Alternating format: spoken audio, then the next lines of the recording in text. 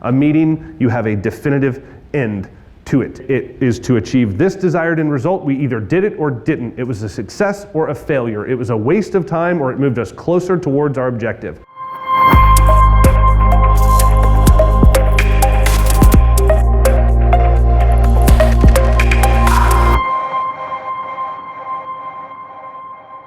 A lot of what you guys have been working on is about scaling, right? And scale equals typically complexity. When you think about your business and when you started your business, it was you doing everything in systems that were very simple. You could log into your CRM, you could build a sales funnel or an order form, or had one person that you went to do that. And then you started hiring people, and that was cool because you didn't have to do as much, or you got to focus on high leverage things, but you had to communicate to those people. But typically when you're looking from 2 to 8 or 10 people, you're maybe all in the same room, you're all working on the same thing, everyone's using the same system. So while there's more people, the processes are still fairly simple, everyone's still working towards the same goal. But then something happens, particularly around 11 people. Teams start to form. And what used to be done by people now takes entire teams to do. And what used to be a system that you could log in and manipulate, or an order form that you could create, or analytics that you could pull, now takes 2 or 3 people and you don't even have a login.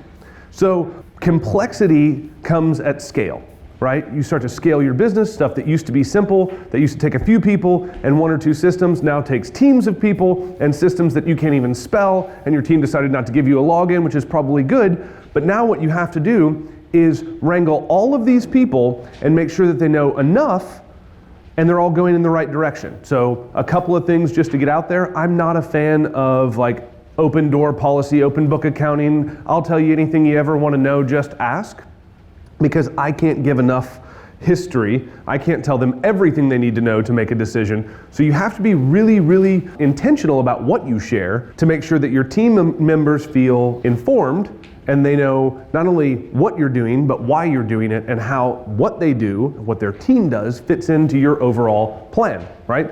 The number 2 thing you need to know is meetings aren't bad. Bad meetings suck. Bad meetings are time-wasting activities, but meetings, when done correctly, will actually inform people, let them know if they're doing a good job or not, give accountability, give public accountability to where you don't have to police everyone, and make sure that everyone's moving in the right direction.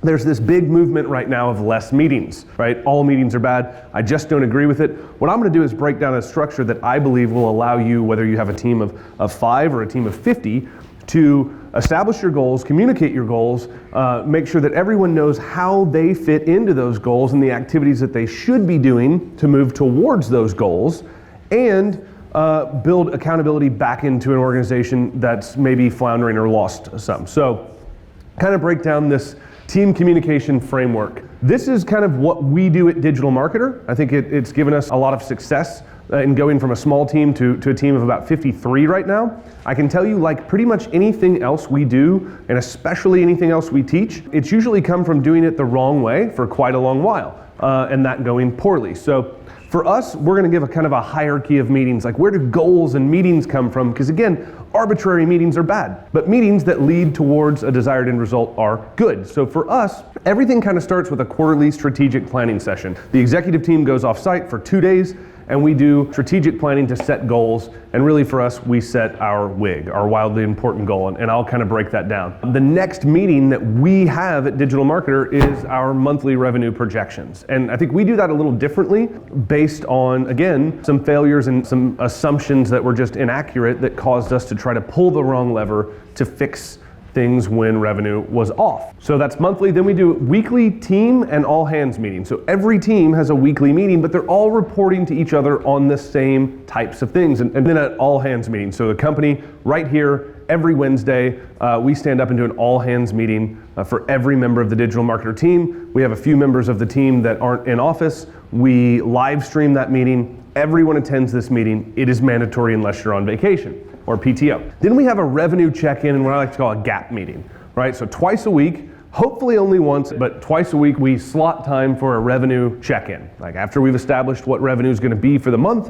where it's going to come from, We have check-ins weekly. And then the last type of meeting that we have, and this one is typically when done the wrong way, which is what most organizations, ours up until a few months ago as well, would do, is these meetings when it could have been an email or a Slack conversation or kind of that idea grenade. Someone walks by, tosses a grenade in the room that's an idea and goes, well, hot potato, not my thing anymore, I contributed.